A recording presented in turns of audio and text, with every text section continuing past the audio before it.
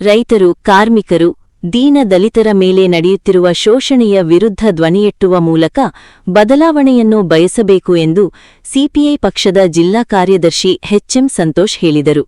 ತಾಲೂಕಿನ ಹೊಸಕೋಟೆ ಗ್ರಾಮ ಪಂಚಾಯಿತಿ ವ್ಯಾಪ್ತಿಯ ಗ್ರಾಮಗಳಿಗೆ ವಿವಿಧ ಮೂಲಸೌಕರ್ಯ ಒದಗಿಸುವಂತೆ ಆಗ್ರಹಿಸಿ ಸಿಪಿಐ ಪಕ್ಷದ ಕಾರ್ಯಕರ್ತರು ಹಮ್ಮಿಕೊಂಡಿದ್ದ ಕಾಲ್ನಡಿಗೆ ಜಾಥಾದಲ್ಲಿ ಭಾಗವಹಿಸಿ ಅವರು ಮಾತನಾಡಿದರು.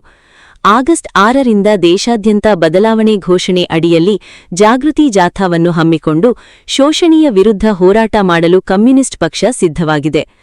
ಉದ್ಯೋಗ, ಕೃಷಿ ಸಮಸ್ಯೆಗಳು ನಿರಂತರ ಜಟಿಲಗೊಳ್ಳುತ್ತಿದೆ. ಶಿಕ್ಷಣ, ವಸತಿ, ಆರೋಗ್ಯ ಕುರಿತು ಸರ್ಕಾರ ಅಗತ್ಯ ಕ್ರಮ ಕೈಗೊಳ್ಳಬೇಕು. ಹರಪನಹಳ್ಳಿ ಅತ್ಯಂತ ಬರಪೀಡಿತ ಪ್ರದೇಶವಾಗಿದ್ದು ಧನಾತ್ಮಕ ಮಾಹಿತಿ ಪಡೆದು ಅಭಿವೃದ್ಧಿಪಡಿಸಬೇಕು ಎಂದರು. ಕಮ್ಯುನಿಸ್ಟ್ ಪಕ್ಷದ ತಾಲೂಕು ಕಾರ್ಯದರ್ಶಿ ರಮೇಶ್ ನಾಯಕ್ ಮಾತನಾಡಿ, ದುಡಿಯುವ ಕೈಗಳಿಗೆ ಕೆಲಸ ನೀಡುವಂತೆ ಪಕ್ಷ ನಿರಂತರ ಹೋರಾಟ ಮಾಡುತ್ತಾ ಜಾರಿಗೆ ತಂದಿದ್ದ ಉದ್ಯೋಗ ಖಾತರಿ ಯೋಜನೆಯನ್ನು ಕೇಂದ್ರ ಸರ್ಕಾರ ಸ್ಕೀಮ್ ರೀತಿ ಮೂಲ ಸ್ವರೂಪವನ್ನು ಬದಲಾಯಿಸಿ ಯೋಜನೆ ತಡೆಯುವ ಹುನ್ನಾರ ನಡೆಸಿದೆ. ರಾಜ್ಯ ಸರ್ಕಾರ ಗ್ರಾಮಗಳಿಗೆ ರುದ್ರಭೂಮಿ ನಿರ್ಮಾಣಕ್ಕೆ ಕ್ರಮ ಕೈಗೊಂಡಿದ್ದರೂ ಗ್ರಾಮೀಣ ಪ್ರದೇಶಗಳಲ್ಲಿ ರುದ್ರಭೂಮಿ ಇಲ್ಲ. ಕ್ರಮ ಕೈಗೊಳ್ಳುವಂತೆ ಆಗ್ರಹಿಸಿದರು.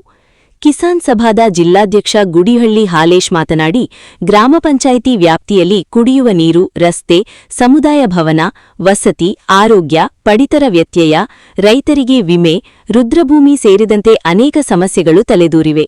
ಆದರೂ ಸರ್ಕಾರ ಯಾವುದೇ ಕ್ರಮ ಕೈಗೊಂಡಿಲ್ಲ.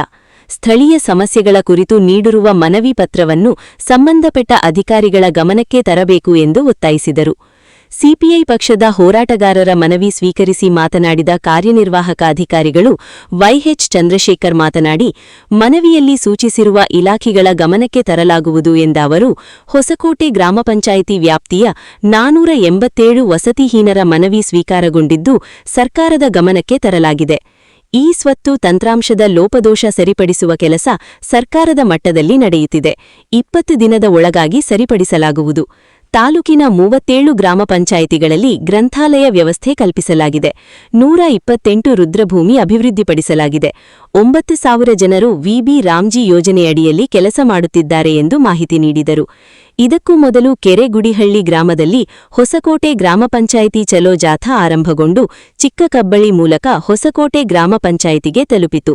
ಈ ಸಂದರ್ಭದಲ್ಲಿ ಸಿಪಿಐ ಪಕ್ಷದ ಶಿವರಾಮ್, ಚನ್ನವೀರಸ್ವಾಮಿ, ಸಲಾಂ ಸಾಬ್, ಚಮನ್ ಸಾಬ್, ಶರಣಪ್ಪ, ದ್ವಾರಕೇಶ್, ಕರಿಬಸವರಾಜ, ಸಬ್ ಇನ್ಸ್ಪೆಕ್ಟರ್ ವಿಜಯ್ ಕೃಷ್ಣ, ಗ್ರಾಮಾಭಿವೃದ್ಧಿ ಅಧಿಕಾರಿ ಹೇಮಂತ್ ಕುಮಾರ್, ಕಾರ್ಯದರ್ಶಿ ಚನ್ನಬಸಪ್ಪ, ಮುಖಂಡ ಬೊಮ್ಮಲಿಂಗಪ್ಪ, ಜಾತಪ್ಪ, ಭರಮಣ್ಣ, ನಾಗರಾಜ್, ಚಂದ್ರಪ್ಪ ಸೇರಿದಂತೆ ಇತರರು ಇದ್ದರು.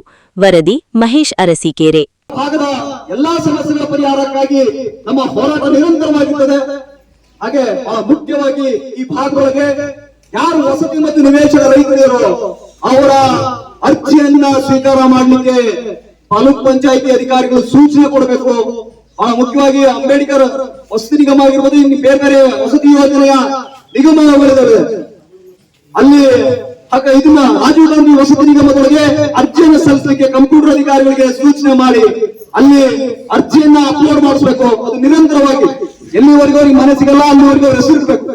ಆದ್ರೆ ಅರ್ಜಿಯನ್ನ ನಾವು ಎಷ್ಟೇ ಬಾರಿ ಕೊಟ್ಟಾಗಿಯೂ ಕೂಡ ಆ ಅರ್ಜಿ ಅಪ್ಲೋಡ್ ಆಗ್ತಾ ಇಲ್ಲ. ನಿವೇಶನ ಮತ್ತು ವಸತಿ ರೈತರ ಸಂಖ್ಯೆ ಏನು ರಾಜೀವ್ ಗಾಂಧಿ ವಸತಿ ನಿಗಮದ ವೆಬ್ಸೈಟ್ ಅಲ್ಲ ಚೆಕ್ ಮಾಡಿದ್ರೆ ಆ ಕಡಿಮೆ ತೋರಿಸ್ತಾ ಇದೆ. ಇದು ನಿಜವಾದ ವಾಸ್ತವಿಕವಾಗಿರ್ತಕ್ಕಂಥ ಸಂಗತಿ ಅಲ್ಲ. ಇಲ್ಲಿ ಯಾರು ಅರ್ಹತೆ ಇದ್ರು, ಯಾವ ಜನರಿಗೆ ನಿವೇಶನ ಇಲ್ಲೋ, ಮನೆ ಇಲ್ಲೋ ಅಂತವರಿಗೆ ಅರ್ಹರನ್ನ ಹುಡುಕಿ ಅರ್ಜಿಯನ್ನ ಸಲ್ಲಿಸಿ ಮನೆಯನ್ನ ಒದಗಿಸಿಕೊಡುವಂತ ಕೆಲಸಕ್ಕೆ ಮುಂದಾಗಬೇಕು. ಈ ವಸತಿ ಯೋಜನೆಯ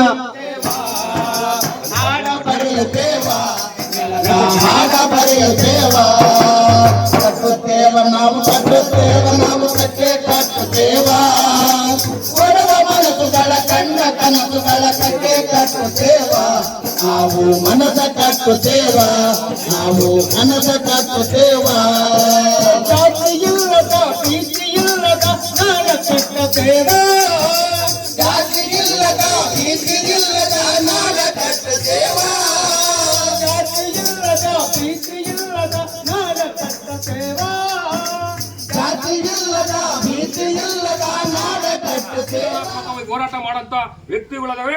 ಅದಕ್ಕಿಂತ ಮುಖ್ಯವಾಗಿ ಈಗ ನಮ್ಮ ಪೊಲೀಸ್ ಇಲಾಖೆಯವರು ಏನು ಕೆರೆಗುಡಿಹಳ್ಳಿ ಸಮುದಾಯ ಭವನ ಸುಮಾರು ವರ್ಷಗಳಿಂದ SVR MLA ಆದಾಗೆ ಒಂದ್ಸತ ಹಣ ಮಂಜೂರು ಮಾಡಿದ್ರು ಸ್ಟಾರ್ಟಿಂಗು, ಮತ್ತೆ ರಾಜೇಶ್ವರ ಸ್ವಲ್ಪ ಮಾಡಿದ್ರು, ಜಿಲ್ಲಾ ಪಂಚಾಯತಿ ಅವರು ಮಾಡಿದ್ರು. ಅದ್ರ ಜೊತೆಗೆ ಮತ್ತೆ ಶಾಸಕರಾದ್ಮೇಲೆ SVR 2 ಬಾರಿ 70 ಲಕ್ಷ 70 ಲಕ್ಷ ಕನಿಷ್ಠ ಅಂದ್ರೆ 2 ಕೋಟಿ ರೈತರು ಕೊಡೋಣ ತೆರಿಗೆ ಕೊಡೋದು 2 ಕೋಟಿ ಹಣ ಬಂದಿದೆ. ಅವ್ರು ಮಾಡೋದು ಗುತ್ತಿಗೆದಾರ ಮಾಡೋದು, ಅಧಿಕಾರ ಮಾಡೋದು, ಮತ್ತೆ ಅಲ್ಲಿ ಇರ್ತಕ್ಕಂಥ ಫ್ಯಾನ್ ಗ್ಲಾಸ್ ಮಾಡೋದು, ಮತ್ತೆ ಅದು ಬೇರೆ ಬೇರೆ ವಿಚಾರಗಳು ನಡೀತದೆ.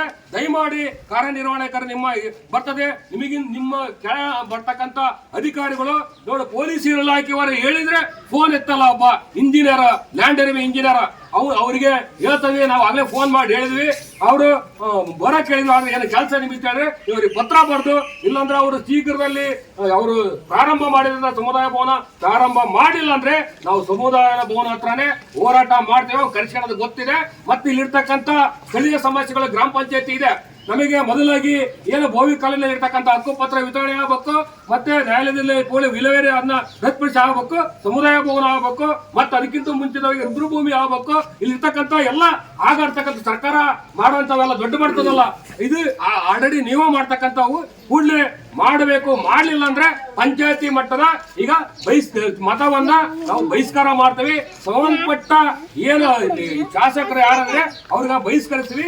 ಶಾಂತಿಯುತವಾಗಿ ಹೋರಾಟ ಮಾಡ್ತೀವಿ. ಯಾವುದೇ ನಾವು ಮುಂದೆ ನಾವು ಓಟ್ ಹಾಕ್ಕೊಂಡು ನಾವು ಹಾಕ್ಬೇಕು. ನಮಗೆ ರಾಜಕೀಯ ಆಸೆ ಇದೆ, ಆದ್ರೆ ಅತಿ ಆಸೆ ಮತ್ತೆ ಜನರಿಗೆ ಮೋಸ ಮಾಡಿಲ್ಲ, ಜನರಿಗೆ ಸಮಸ್ಯೆ ಮಾಡಿ ನಾವು ರಾಜಕೀಯ ಮಾಡಬೇಕು ಅಂತ ಹೇಳಿ ಭಾರತ ಕಮ್ಯುನಿಸ್ಟ್ ಪಕ್ಷದ ನೇತೃತ್ವದ. ಹಾಗಾಗಿ ಎಲ್ಲಾ ಪಕ್ಷದ ಇಲ್ಲಲ್ಲಿ ನಾವು ಯಾವುದೇ ಪಕ್ಷನ ನಾವು ಬೈಯಕ್ ಹೋಗಲ್ಲ. ಕಾಂಗ್ರೆಸ್ ಅದನ್ನ ಇಲಾಖೆಗೆ ಬರ್ಬಿಟ್ಟು ಅದೇನಾಗಿದೆ ಅಂತಕ್ಕಂತಹದನ್ನ ಸಂಪೂರ್ಣವಾಗಿರ್ತಕ್ಕಂಥ ಮಾಡಿಸ್ತೀವಿ.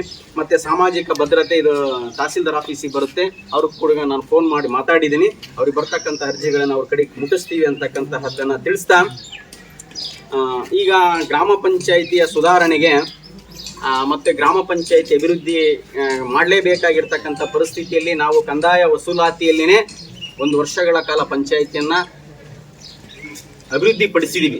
ಈಗ ನಿಮ್ಮ ಗಮನಕ್ಕೆ ಇರ್ತಕ್ಕಂಥದ್ದು ಚರಂಡಿಗಳನ್ನ ಸ್ವಚ್ಛ ಮಾಡ್ತಕ್ಕಂಥದ್ದು ಏನಿದೆ, ನಾನು PDO ಅವ್ರ ಹತ್ರ ಮಾತಾಡಿದ್ದೀನಿ. ಅತಿ ತುರ್ತಾಗಿ ಇನ್ನೊಂದು ತಿಂಗಳೊಳಗಡೆ, ಈ ತಿಂಗಳ ಎಂಡೊಳಗಡೆ ಗ್ರಾಮದ ನಿಮ್ಮ ಎಲ್ಲಾ ಗ್ರಾಮ ಪಂಚಾಯಿತಿ ವ್ಯಾಪ್ತಿಯ ಎಲ್ಲಾ ಗ್ರಾಮಗಳ ಎಲ್ಲಾ ಚರಂಡಿಗಳನ್ನ ಸ್ವಚ್ಛಗೊಳಿಸ್ತಕ್ಕಂಥ ಕೆಲಸ ಮಾಡ್ತಾ ಇದೀವಿ. ಅದಕ್ಕೆ ಎಲ್ಲಾ ಗ್ರಾಮಸ್ಥರು ಕೂಡ ಸಹಕಾರ ನೀಡಬೇಕು. ನಿಮ್ಮ ಕಂದಾಯನ ಯಾವುದೇ ಕಾರಣಕ್ಕೂ ಈ ಒಂದು ಬಹಿರಂಗವಾಗಿ ಹೇಳಲಿಕ್ಕೆ ಇಚ್ಛೆ ಪಡ್ತೀನಿ, ಯಾವ ಸರ್ಕಾರನೂ ಮನ್ನಾ ಮಾಡಲ್ಲ. ನಿಮ್ಮ ಕಂದಾಯ ತೆರಿಗೆಯನ್ನ ಕಡ್ಡಾಯವಾಗಿ ನೀವೆಲ್ಲ ಕಟ್ಟಿ ಗ್ರಾಮದ ಅಭಿವೃದ್ಧಿಗೆ ಸಹಕಾರ ನೀಡ್ರಿ ಅಂತಕ್ಕಂತಹದ್ದನ್ನ ತಿಳಿಸ್ತಾ, ಇಷ್ಟೊತ್ತು ನನಗೆ ರುದ್ರಭೂಮಿ ನನ್ನ ಗಮನಕ್ಕಿದೆ. ಹರಪನಹಳ್ಳಿ ತಾಲೂಕಿನಲ್ಲಿ 128 ಸ್ಮಶಾನಗಳನ್ನು ಅಭಿವೃದ್ಧಿಪಡಿಸಿದ್ದೀವಿ. ಇಡೀ ಕರ್ನಾಟಕದಲ್ಲಿ ಅತಿ ಹೆಚ್ಚು ಸ್ಮಶಾನಗಳನ್ನು ಅಭಿವೃದ್ಧಿಪಡಿಸಿರ್ತಕ್ಕಂಥ ತಾಲೂಕು ನಮ್ಮದೇ. ನಿಮ್ಮ ಗ್ರಾಮ ಪಂಚಾಯಿತಿ ವ್ಯಾಪ್ತಿಯಲ್ಲೂ ಕೂಡ ಚಿಕ್ಕ ಕಬ್ಬಳ್ಳಿಯಲ್ಲಿಯೂ ಕೂಡ ನಾವು ಅಭಿವೃದ್ಧಿಪಡಿಸಿದ್ದೀವಿ.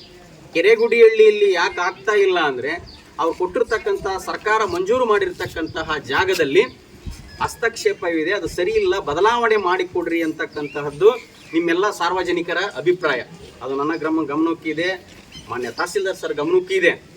ಈ ಒಂದು ಅರ್ಜಿಯ ಮೂಲಕ ಅದನ್ನು ವ್ಯವಸ್ಥಿತವಾಗಿ ಬದಲಾವಣೆ ಮಾಡಿಬಿಟ್ಟು ತಹಸೀಲ್ದಾರ್ ಅವರು ಎಲ್ಲಿ ನಮಗೆ ಯಾವ ಸರ್ವೆ ನಂಬರ್ನಲ್ಲಿ ಅಭಿವೃದ್ಧಿ ಪಡಿಸ್ರಿ ಅಂತ ಕೊಡ್ತಾರೋ ಅಂಥ ಸರ್ವೆ ನಂಬರ್ಗಳನ್ನು ನಾವು ಅಭಿವೃದ್ಧಿ ಪಡಿಸ್ಬೇಕಾಗುತ್ತೆ.